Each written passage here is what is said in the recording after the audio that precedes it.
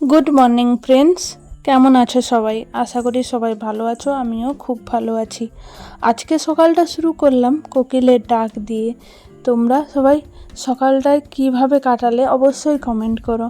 তো দেখো, এই যে তোমাদের দেখিয়েও দিলাম কোকিলটাকে। তারপর বাড়ির কিছু টুকিটাকি কাজ শেষ করে এখন চলে এসেছি আমি ঈশানের খাবার বানাতে। সকালে ছাতুটা শেষ হয়ে গেছিলো, মিক্স ছাতু। তো দেখো এখন বানিয়ে ফেলছি।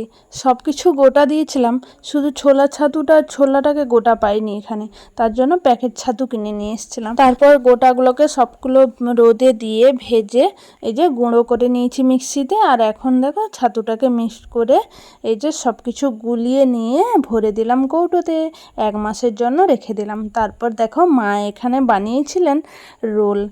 তোমরা হয়তো বলবে এ কেমন রোল, কোনো কাগজ দিয়ে বানাচ্ছে না? এখানে যখন ঘরে খাওয়া হয় তখন এত কাগজ ব্যবহার করা হয় না, কারণ হাতে সমস্ত কিছু দিয়ে মুড়ে খেয়ে নেওয়া হয়। এই যে দেখো সব কিছুই দিয়ে দেওয়া হলো, যেমন ধরো পেঁয়াজ, শসা, সস সব কিছু দিয়ে এই যে হাতে ধরে এইভাবেই মুড়ে খেয়ে নেওয়া হয়। কারণ কাগজ হলে কত কাগজে মুড়বে, আর সবাই মুড়েই খেয়ে নেয় এমন করে। আর যখন কেউ আসে তখন রোল বানাতে হলে তখনই কাগজ দিয়ে মুড়ে স্টাইলে দেওয়া হয়।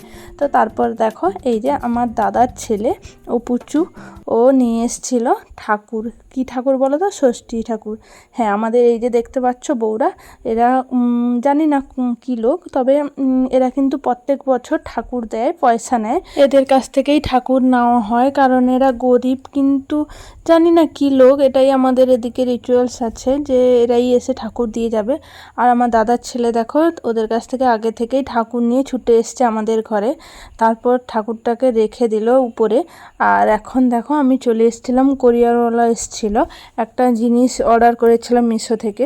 তো সেটা নেওয়ার জন্য প্রথমে এসে একবার ঘুরে গেলাম, এসেছিল না, ফোন করেছিল কিন্তু বললো যে এই দাঁড়িয়েছি, কিন্তু আসেনি। তারপরে দেখো আবারও এসে একটু হেঁটে এগিয়ে এলাম, এগিয়ে আসার পর শেষ পর্যন্ত পেয়ে গেলাম জিনিসটা। আর পেয়েই দেখো তোমাদের সঙ্গে খুলে দেখাতে বসে গেছি ঘরে এসেই। প্রথমে খুলতে পারছিলাম না, অনেক ট্রাই করছিলাম, তারপর দেখো শেষ পর্যন্ত খুলতে পেরেছি। দেখো কতগুলো ব্রাশ দিয়েছে, আর এই যে এর মধ্যে আছে আইশ্যাডো, একটা অর্ডার দিয়েছিলাম, সেটাই তোমাদের দেখিয়ে দিলাম ভালো করে। তারপর নিচেটাও খুলতে পারছিলাম না, কিন্তু তারপর শেষমেশ খুলতে পেরেছি। এটা ছিল ফেস পাউডার, তুলি, আরও অনেক কিছু ছিল। আর ব্রাশগুলো দেখছিলাম যে খারাপ কি ভালো, সব কিছু ঠিক ছিল, একটাই শুধু এটা দেখো, এই যে জানি না এগুলো কি নাম, সব যাই হোক, তো দেখিয়ে দিলাম। একটাই শুধু একটু খারাপ পড়েছিল, আর কিন্তু সবই ভালো দিয়েছিল। তারপর দেখো ঘরে রান্নাবান্না শেষ করে খাওয়া দাওয়া করে একটু বিশ্রাম নিয়ে বিকালের দিকে বেরিয়ে পড়েছিলাম। যাব আজকে একটা জায়গায় বলতে পাশের বাড়ি, পিসাবুর ঘরে ডেকে গেছে, ওনার ঘরে আজকে সৎসঙ্গ হবে। তো তার জন্যই আমরা সবাই যাব, রেডি হয়ে নিয়েছি। মা আর ঈশান, বাবা সবাই রেডি হয়ে গেছে। আমি আর মা যাচ্ছি লাস্টে, আর ঈশান আর বাবা আগে থেকেই চলে গেছে। এই যে দেখো আমরা যতক্ষণে আসি ঈশান এখানে দাঁড়িয়ে আছে, আর বাবা বসে গেছেন, বাবা পুচুকে নিয়েছে, আর সেটাই ঈশান দেখছিল। তারপর দেখো একটু ভেতরে এসেছিলাম পিসিমণিদের, ঈশান পিসিমণির সঙ্গে দেখা করবে বলে ছুটে এসেছিল। আর এসে এখানে যখন দেখি দেখো জেঠিমা, কাকিমা, আরও পিসিমণি, আরও সবাই রান্নাবান্না করছিলেন।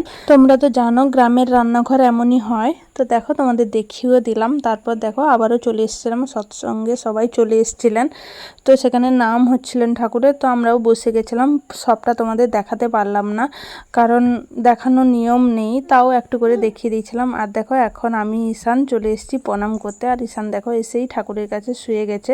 বোনকে একটু বলেছিলাম মোবাইলটা ধরতে, কারণ কভারটা অফ করেই, ক্যামেরাটা অন করেই তারপরে দেখো তোমাদেরকে ভিডিওটা করছে। বোন একটু ধরেছিল, কারণ কেউ বুঝতে পারেনি আমরা ভিডিও বানাচ্ছি, কারণ দেখলে ওরা খুবই খারাপ ভাবতো।